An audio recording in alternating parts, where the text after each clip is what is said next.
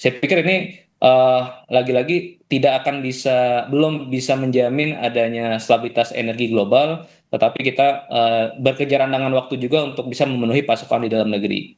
Gitu Mbak Disti. Oke, terkait dengan ini, apakah juga akan serta-merta berdampak langsung pada stok minyak di dalam negeri kita? Iya, jadi kan kita sebetulnya menghadapi dua tantangan utama. Pertama adalah resiko harga minyak yang terus melonjak, Mhm. dan ini sama sekali tidak bisa kita kontrol. Pemerintah pun ya dalam skenario-nya di dalam APBN ya sudah memastikan harga BBM subsidi tidak akan dinaikkan sampai akhir tahun, tetapi dengan prasyarat harga minyak mentah ataupun ACP itu rata-ratanya sepanjang tahun di bawah $100.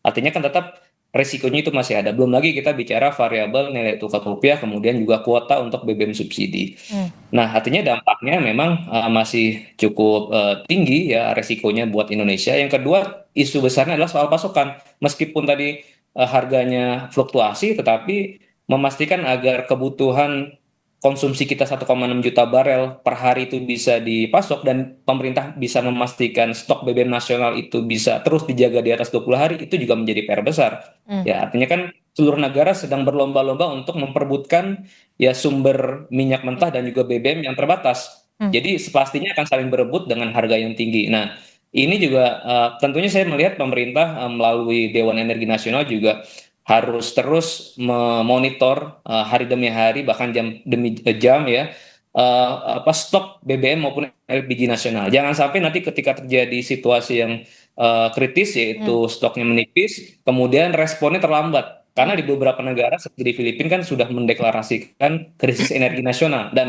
ketika ada deklarasi krisis energi tersebut juga pasti responnya akan berbeda. Hmm. Nah, saya pikir pemerintah perlu memitigasi secara dini, Mbak. Hmm. Jangan sampai terlambat ketika terjadi kekurangan stok nasional. Oke, harus ada langkah mitigasi yang cepat dilakukan oleh pemerintah. Jangan sampai di masa kritis kita terlambat begitu ya. Walaupun kita tahu ini merupakan awal yang baik soal gencatan senjata antara Amerika Serikat dan juga Iran. Saya ingin menyapa dulu eh, Bapak, ada Pak Teguh Reza Shah. Pak Teguh, selamat pagi. Assalamualaikum Pak Teguh. Waalaikumsalam, selamat pagi. Iya, Pak Teguh, ini kan tadi kita membahas soal bagaimana gencatan senjata Amerika Serikat dan juga Iran. Informasinya akan ada negosiasi yang akan dilakukan di Islamabad, Pakistan, begitu ya. Apa yang kemudian bisa ditarik kesimpulan dari ini, begitu ya, soal negosiasi apa yang bisa dilakukan oleh Amerika Serikat dan juga Iran. Dan kita tahu ini diprakarsai oleh negara Pakistan. Terima kasih. Pertama, inisiatif untuk negosiasi itu ada hal yang harus dihargai. Mhm. Terlepas nanti berhasil atau tidak, kemudian berapa lama prosesnya. Tapi paling tidak, kedua negara ini sudah sadar kalau kalah jadi abu, menang jadi arang, dan Mhm. dua-duanya sama merugi. Dan untuk itu, wakil dari Iran itu adalah Ghalibaf, itu tokoh ketua DPR yang sangat terkenal, sangat dihormati. Kemudian dari Amerika Serikat adalah J.D. Vance, ini wakil presiden. Jadi mereka kira-kira setanding ya. Dan Amerika tampaknya memahami psikologi Iran. Mereka akan menolak, tidak bersemangat kalau bernegosiasi dengan orang-orang misalnya seperti Witkoff, kemudian juga Witkoff dan juga Kushner, itu warga negaranya ganda. Kemudian juga mereka beragama Yahudi. Jadi ini adalah hal-hal yang sangat sensitif. Kemudian Iran biasanya top negotiator mereka itu memahami kehidupan, perkembangan keagamaan, memahami perkembangan iptek dan juga hafal Quran. Jadi tampaknya saya sangat berharap ini negosiasi akan berjalan. Paling tidak mereka sudah punya fondasi. Amerika Serikat sudah punya fondasi 10 items yang dia mau ajukan, Iran juga sama punya 10 item. Cuman dari 10 items ini mana yang akan digunakan untuk secepat mungkin mencapai konsensus. Hmm. Karena sebisa mungkin ini kan perang ini bisa berdimensi perang regional dan juga perang dunia ketiga. Ini dikhawatirkan. Jadi masing-masing sedang akan melihat dari 10 items yang Iran unggulkan dan 10 items yang Amerika Serikat unggulkan, mana yang bisa dilakoni dulu begitu. Karena dalam tim negotiator ini orangnya luar biasa. Oke. Mungkin kita lihat 3 orang dari masing-masing negara, tapi di belakang itu mungkin ada deret tambah yang luar biasa. Mungkin mereka akan berbicara geopolitics, geoeconomics, atau culture, atau mau belum apa-apa fokus kepada Hormuz, atau belum apa-apa Iran mengatakan, oke, saya bisa bicara, hentikan dulu, Serangan kayak. hentikan serangan, kemudian Iran, mungkin Amerika Serikat mengatakan hentikan juga dukungan Anda pada 3H. Ya 3H itu adalah Hezbollah, Hamas dan Houthi. Ini adalah hal-hal yang mungkin terjadi. Tapi bagaimanapun saya sangat berharap chief negotiator yang sangat senior ini bisa bekerja sama. Kemudian juga kita harus hati-hati. Amerika Serikat menggunakan dua cara ini, cara bad cop dan good cop. Di Amerika Serikat itu mereka sangat menentang Donald Trump. Kemudian Donald Trump tampaknya terkesan saya tahu tapi saya harus belajar lebih mendalam. Kemudian banyak kalangan lobi Yahudi mengatakan Anda kok tidak melibatkan kami. Jadi tampaknya Amerika Serikat menggunakan strategi bad cop dalam negeri, kemudian good cop pada saat kami bersama Anda. Dengan demikian harapannya adalah Iran berpikir sekaranglah saatnya kita sama-sama mencari jalan tengah, dan JD Vance ini adalah orang yang bisa kita percaya untuk jangka panjang, karena Donald Trump ini kan beberapa hari terakhir konon sakit, kemudian juga dia konon akan kena pemakzulan, dan kalau sudah begitu kan JD Vance yang naik. Jadi untuk itu Amerika Serikat juga jago menempatkan JD Vance, dan semoga Iran tidak terpancing belum apa-apa menerima semua konsesi dari Amerika Serikat. Oke, kalau menurut Anda, dari 10 poin yang kemudian diajukan oleh Iran dan 10 atau 15 poin yang diajukan oleh Amerika Serikat, mana yang kemudian poin-poin utama yang menurut Anda realistis, prioritas bisa dipenuhi kedua belah pihak? Syarat mutlaknya adalah pembukaan Selat Hormuz dan juga penghentian serangan Amerika Serikat terhadap Iran. Benarkah demikian? Betul, tepat sekali. Ini kan kita bicara geopolitics dan geoeconomics ya. Kalau Hormuz mungkin menjadi entry point ya. Cuman tentunya Iran mengatakan kalau bicara Hormuz itu bicara kedaulatan saya. Jangan Anda ganggu gugat. Kewenangan saya itu jelas secara misalnya Montevideo Convention, kewenangan saya jelas secara United Nations Convention on the Law of the Sea, kewenangan saya jelas menurut International Maritime Organization.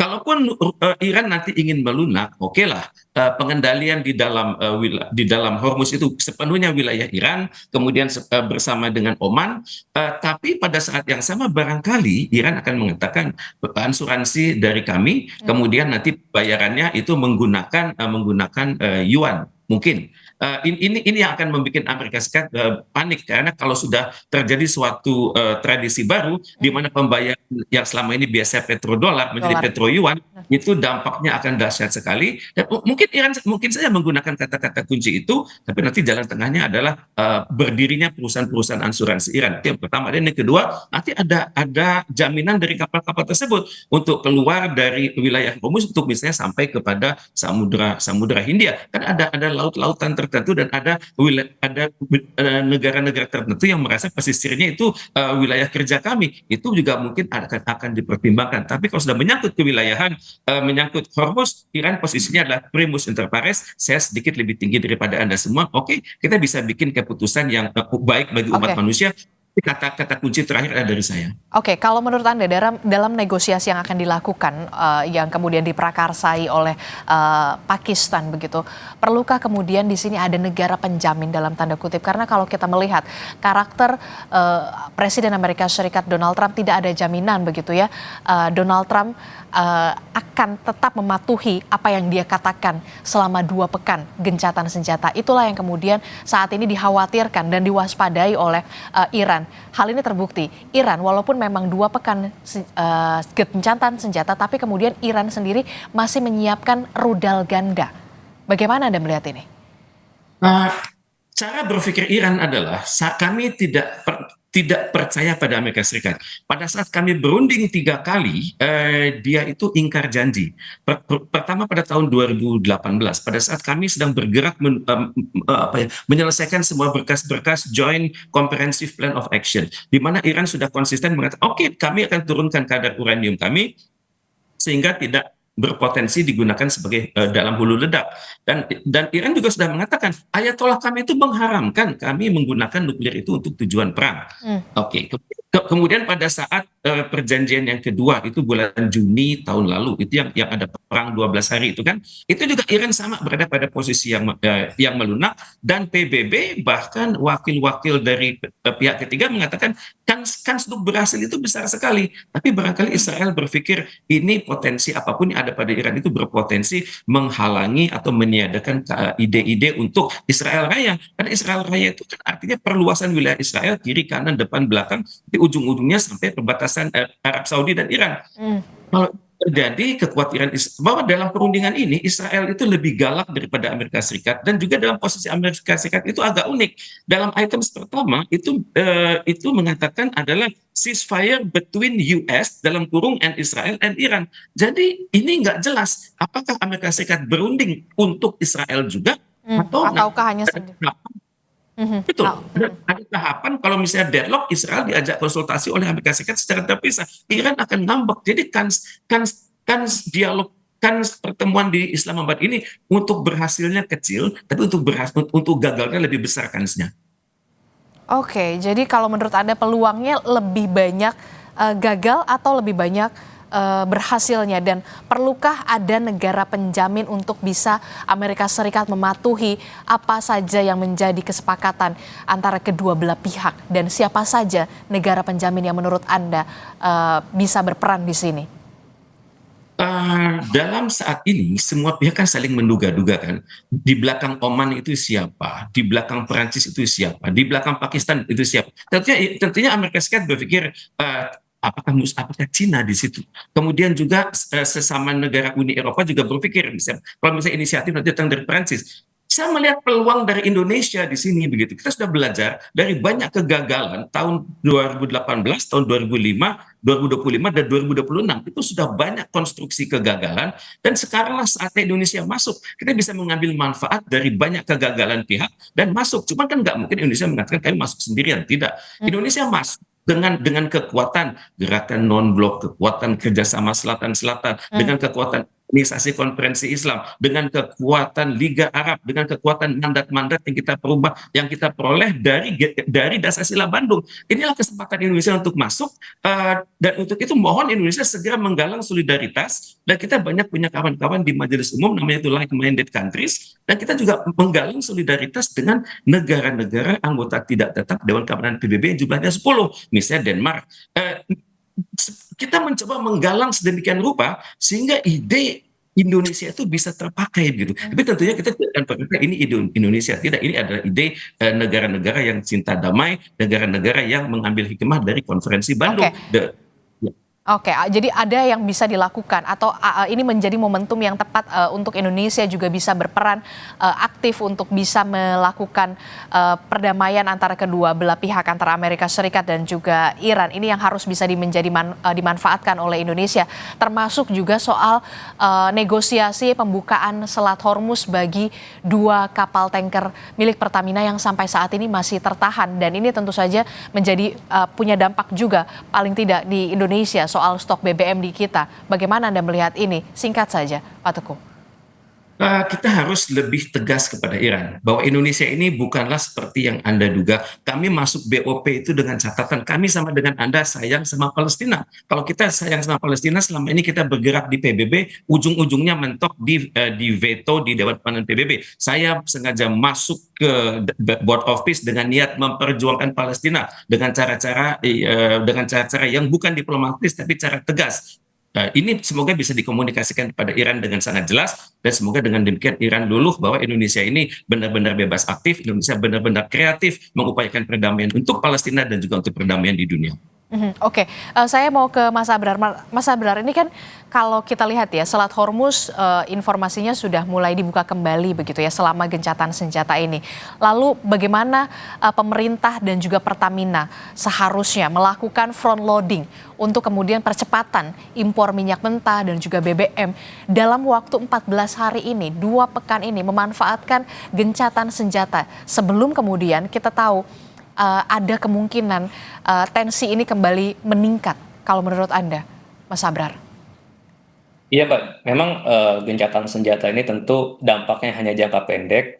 Oleh karena itu, pemerintah harus berkejaran dengan waktu, ya, memanfaatkan momentum ini untuk melakukan negosiasi baik secara langsung kepada pemerintah Iran maupun melalui negara sahabat Iran yang lain, misalnya Rusia ataupun Tiongkok, untuk bisa melakukan negosiasi tadi. Dan kedua, juga tentunya perlu dipertimbangkan kira-kira alat tukar ataupun bargaining apa yang bisa digunakan. Nah, Hmm. salah satunya yang bisa dijajaki ataupun dipertimbangkan adalah apakah dimungkinkan kita untuk melakukan pembelian ya minyak mentah ataupun BBM dari Iran. Ya walaupun mungkin secara volume tidak besar, tetapi paling tidak menunjukkan itikat baik bahwa kita ke depan ingin menjalin hubungan ekonomi yang lebih strategis. Artinya kan tadi kembali ke dalam sikap politik kita yang bebas aktif, yaitu bisa menjadi sinyalemen juga bahwa kita berada di posisi yang netral. Dan ini juga sebetulnya dilakukan oleh negara-negara lain seperti India dan Jepang pun Mhm. ya mereka secara realistis ya melakukan kerjasama. Bahkan India 7 tahun terakhir tidak pernah impor minyak dari Iran, akhirnya membuka ruang untuk melakukan importasi dari Iran. Jadi ya apa peluang-peluang tadi mungkin bisa dijajaki sebagai salah satu apa alat tawar kita untuk melakukan negosiasi agar kapal tanker kita masuk. Yang kedua adalah kebutuhan kita lagi-lagi untuk bisa menjamin stok BBM nasional ya ataupun stok energi nasional, karena pemerintah saat ini melalui Dewan Energi Nasional juga punya rencana untuk meningkatkan stok BBM menjadi cadangan penyangga energi atau CPE menjadi 30 hari. Itu kebutuhan untuk minyak mentahnya sekitar 34 juta apa barel. Artinya ada lonjakan kebutuhan pasokan dalam jangka pendek, itu kan tidak mungkin bisa apa penuhi ya dengan kondisi normal Hmm. gitu. Artinya percepatannya selain dari Timur Tengah juga dari wilayah non Timur Tengah. Apalagi ini kalau tadi Prof Reza juga menyampaikan masih ada resiko terjadinya apa ketegangan ke depan ya. Ketika nanti dikhawatirkan ya ketegangan masih berlanjut dan meluas, yang kita khawatirkan selain Selat Hormuz adalah Selat Bab al-Mandab. Ketika itu juga terjadi blokade, itu dampaknya bisa jauh lebih besar lagi karena kita juga punya kebutuhan impor melalui Selat Bab al-Mandab juga, dan juga bahkan ekspor impor untuk barang-barang yang lain gitu, Mbak. Jadi eh, apa lagi-lagi ini kita harus bisa ukur dampaknya terhadap stok BBM BBM. nasional dan juga utamanya terhadap beban fiskal kita. Ah, ah. Karena pemerintah punya limitasi juga untuk bisa menyiapkan bantalan ketika terjadi tambahan subsidi dan kompensasi energi. Oke, selain juga menjaga bagaimana stok BBM nasional ini tetap aman, begitu yang kemudian menjadi perhatian kita bersama adalah dampak ekonomi juga. Karena kalau kita lihat ya, beberapa hari belakangan ini harga plastik naik, kemudian harga kedelai yang menyebabkan ukuran tahu dan juga tempe harus diperkecil begitu ya, karena kedelai impor ini harganya juga sudah mulai naik begitu. Termasuk juga pupuk juga naik begitu. Apa dampak ekonomi yang kemudian bisa dirasakan langsung oleh masyarakat selain kenaikan harga ini? Dan apa yang langkah harus diantisipasi oleh pemerintah menurut Anda, Mas Abrar? Ya, Mbak Disti, jadi kan pemerintah akhir Maret kemarin sudah memutuskan harga BBM baik subsidi maupun non subsidi itu tidak Tidak naik. dilakukan Mhm. koreksi harga tidak naik. Sebetulnya itu menjadi salah satu strategi juga untuk bisa menekan lonjakan inflasi, karena resiko inflasi dari komponen barang lain juga masih besar, terutama dari apa komoditas pangan. Mhm. Kita tahu bahwa apa kebutuhan buat bahan baku pupuk kita juga masih banyak dari luar. Kemudian tadi untuk bahan baku industri juga mengalami tekanan ganda karena harganya naik. Yang kedua juga tekanan nilai tukar rupiah. Artinya memang pemerintah dengan apa ketersediaan fiskal yang terbatas ya harus memilih ya kira-kira intervensi mana yang paling apa tepat efektif untuk tidak bisa apa tidak memicu inflasi yang jauh lebih tinggi, karena Mas Abrar? Mas Abrar? sensitif. Dan tentu insentif-insentif lain ya misalnya kemarin intervensi yang sudah dilakukan memastikan agar harga tiket pesawat tidak mengalami lonjakan secara drastis ya. Walaupun tidak bisa dielakkan tetap akan ada kenaikan harga tiket, tetapi paling tidak ada uh, tambahan uh, Oke, baik. Sepertinya sinyalnya kita bermasalah, Mas Abrar. Tapi kemudian, defisit oke, baik. Ada insentif-insentif yang kemudian pemerintah kita tahu diberikan oleh agar pemerintah selain, seluruh, jadi baik, Mas juga untuk Abrar. Baik, kita akan coba kembali lagi nanti memperbaiki sambungan komunikasi bersama Iya, Mbak. dengan Mas Abrar karena tadi terputus-putus Mas, jadi informasinya tidak tersampaikan secara baik. Jadi insentif-insentif yang diberikan oleh pemerintah ini sudah tepat ya, termasuk juga adanya jaminan-jaminan penguatan ekonomi yang kemudian harus dilakukan oleh pemerintah dalam hal ini adalah kepada kaum rentan ya, Mas Abrar. Baik, Mas Abrar, kami akan mencoba kembali memperbaiki, tapi kemudian saya mau ke Pak Teguh Reza Syah. Pak Teguh, kalau Anda melihat begitu ya, ini menjadi yang dinanti begitu untuk mencapai negosiasi untuk perdamaian antara Amerika Serikat dan juga Iran, termasuk juga Israel, kita harapkan juga bisa bergabung begitu ya untuk bisa berdamai. Pertemuan negosiasi yang akan dilakukan oleh kedua negara, Amerika Serikat dan juga Iran yang diprakarsai oleh Pakistan, kalau dari persentasenya, menurut Anda, presentasi kegagalan dan juga berhasil berapa persentasenya, Pak Teguh? Ini sangat tergantung pada kualitas kepemimpinan ya. Kualitas kepemimpinan dari J.D. Vance dan juga Ghalibaf. Kalau mereka bisa menenangkan tim mereka, kemudian juga bisa menenangkan dalam negeri masing-masing. Intinya adalah ini adalah golden time. Golden time itu kalau tidak dipakai sekarang, entah kapan lagi. Dan juga kemungkinan besar kalau misalnya mendadak nanti reputasi Donald Trump itu menurun, kan J.D. Vance yang menaik. Jadi bagi Iran, kita pegang betul J.D. Vance ini. Jadi kalau kecenderungannya begitu bisa mungkin bisa di atas 50%, 50% sampai 60%. Tapi kalau suasana di Amerika Serikat keras, Israel merasa tidak terwakili, lobby-lobby Yahudi merasa disepelekan, mungkin bisa turun dari 15%. 5 turun sampai 10%. Karena kalau saya ambil ini sangat sulit menentukan persentase ya, karena kita berhadapan dengan tiga papan catur sekaligus, geopolitical strategi, kemudian geoekonomik dan geososial budaya. Karena dalam perundingan ini itu masyarakat dalam negeri itu harus ditenangkan. Mereka harus percaya bahwa tim negosiator mereka itu benar-benar bahasa Arabnya itu fatona, amanah, tablik, dan sidik, dan bisa membawa kemenangan bagi suatu Republik Islam Iran. Jadi tentunya pada tahap satu ini mereka akan, saya pikir mereka akan bergerak mengamankan dulu bottom line. Bottom line-nya adalah isu-isu mana yang bisa dijadikan pegangan bersama begitu. Dan untuk itu kan tentunya Hormuz bisa dijadikan pegangan.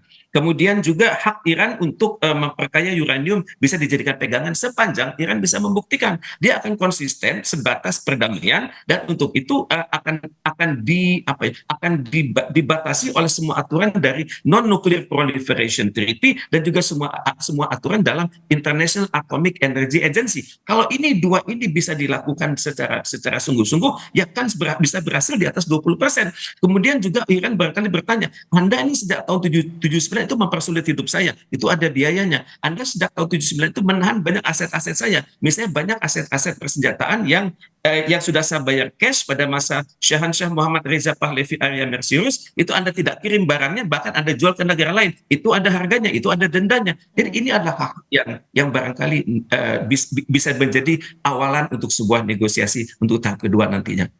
Oke. Terakhir saya akan ke Mas Abra. Mas Abra, sambungan komunikasi kita sudah mulai berjalan baik, Mas Abra? Baik, Mbak Rizky. Iya, Mas Abra. Tadi kan Anda sempat menjelaskan ya, langkah-langkah yang bisa dilakukan salah satunya adalah insentif yang kemudian diberikan oleh pemerintah, mulai dari insentif harga pesawat, begitu ya, harga tarif pesawat begitu, kemudian juga ada kenaikan BBM yang dipastikan tidak akan naik paling tidak sampai akhir tahun, tapi kemudian jaminan pengaman ekonomi bagi kaum rentan. Apakah ini juga harus diperhatikan bagi pemerintah khususnya kepada kaum rentan? Seperti yang kita tahu, harga-harga sekarang sudah mulai naik. Iya betul Mbak, pastinya program pelindungan sosial itu menjadi kebijakan yang mutlak dibutuhkan masyarakat tadi untuk bisa mempertahankan daya beli masyarakat, dan dengan kebijakan harga BBM yang tidak naik sebetulnya kan secara umum melindungi seluruh masyarakat ya. Selama ini kita tahu bahwa BBM subsidi itu bukan hanya dinikmati oleh masyarakat bawah, tapi juga masyarakat menengah atas juga turut menikmati. Makanya memang tidak cukup bagi pemerintah hanya memberikan tambahan subsidi BBM, karena jangan sampai kebijakannya juga at any cost. Berapapun biayanya akan dikorbankan gitu, karena pada akhirnya nanti juga punya resiko juga terhadap fiskal kita. Artinya ini harusnya menjadi momentum juga bagi pemerintah mengeksekusi reformasi BBM bersubsidi maupun LPG bersubsidi. Jadi harus tegas, harus bisa dieksekusi sehingga kuotanya juga bisa terus dikurangi, tidak jebol. Fiskal kita bisa direalokasi untuk kebutuhan belanja yang lebih produktif yang lain, termasuk tadi buat belanja sosial. Dan kedua, pemerintah dalam tanda kutip sudah bakar uang ya tadi untuk bisa melindungi daya beli masyarakat, menambah belanja subsidi, itu juga harus terasa dampaknya terhadap ekonomi. Artinya apa? Nanti kita harapkan ya pertumbuhan ekonomi kita di kuartal 1 maupun kuartal 2 itu bisa lebih dari 5% sesuai dengan target di tahun ini. Dan implikasinya juga nanti ketika pertumbuhan ekonomi tinggi adalah penerimaan perpajakan kita juga akan mendekati target realisasinya itu. Jadi jangan sampai pemerintah sudah menghabiskan banyak uang tapi target pertumbuhan ekonomi tidak tercapai, kemudian inflasinya juga masih tinggi, bahkan nanti dikhawatirkan bisa memicu tingkat kemiskinan yang naik. Jadi kebijakan ini dampaknya juga harus bisa terukur. Maka itu saya pikir Pak Presiden juga jangan sampai hanya mendengarkan laporan-laporan yang baik dari para pembantunya. Para pembantunya juga harus betul-betul bisa menginformasikan segala resiko, kebutuhan biaya, dan kemungkinan target itu tidak tercapai, gitu Mbak. Oke, kalau menurut Anda 3 poin kritis yang memang harus segera dilakukan oleh pemerintah saat ini? Ya, yang pertama adalah mempercepat reformasi subsidi energi. Itu menjadi hal yang mutlak. Kita selama ini tersandar dengan isu tersebut, karena dengan begitu kita bisa membantu APBN kita lebih sehat dan sustain. Yang kedua adalah bagaimana belanja kementerian lembaga ini lagi-lagi harus bisa diidentifikasi, disisir, yang betul-betul tidak urgent, yang tidak produktif itu bisa dipangkas sehingga bisa menjadi tambahan bantalan untuk subsidi maupun untuk belanja bantuan sosial. Yang terakhir adalah pemerintah juga harus transparan dan terbuka. Kapasitas fiskal ini punya limitasi. Artinya, sewaktu-waktu nanti kondisinya memang memburuk, harga minyak mentah itu di atas $100, rupiah kita tertekan. Opsi paling akhir ketika pemerintah terpaksa menaikkan harga BBM subsidi, masyarakat sudah siap mental. Artinya, jangan juga didinakbobokan, masyarakat dilenakan bahwa kondisinya baik-baik saja. Nanti ketika situasi kritis, kita semua gagap menghadapi itu semua gitu, Mbak.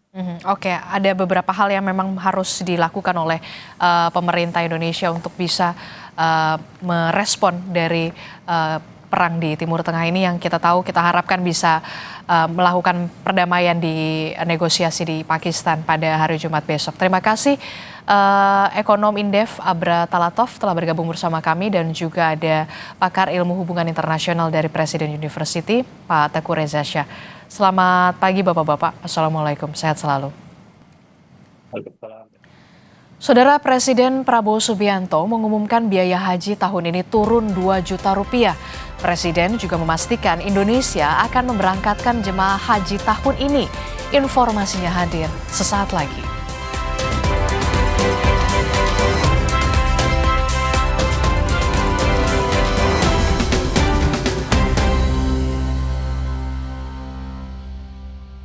Gurihnya creamy latte, kalau belum coba, pasti nggak nyangka. Terbuat dari kopi Great Brazil dan susu New Zealand, bikin kopinya gurih. Iya, gurih. Penasaran kan? Coba deh, pasti nggak nyangka. Creamy latte, kopi latte, gurih. Baru seri gandum peanut butter. Wah, kacang! Iya, selai kacangnya asli. Tebel, selembut butter. Manis, asin, gurih. Selai kacangnya asli. Tebel lagi. Baru seri gandum peanut butter. Aku suka banget botol yang ada segelnya. Jadi aman dari debu. Detailnya dipikirin banget. Ada lekukannya, enak megangnya. Air mineral tuh lebih seger dan berasa sehatnya di badan. Bukan cuma di dalam, tapi juga kelihatan sampai luar. Dan kayak ada manis-manisnya gitu. Kayak kamu. Le Mineral, sehatnya mineral terlindungi. Jangan ada batuk di antara kita.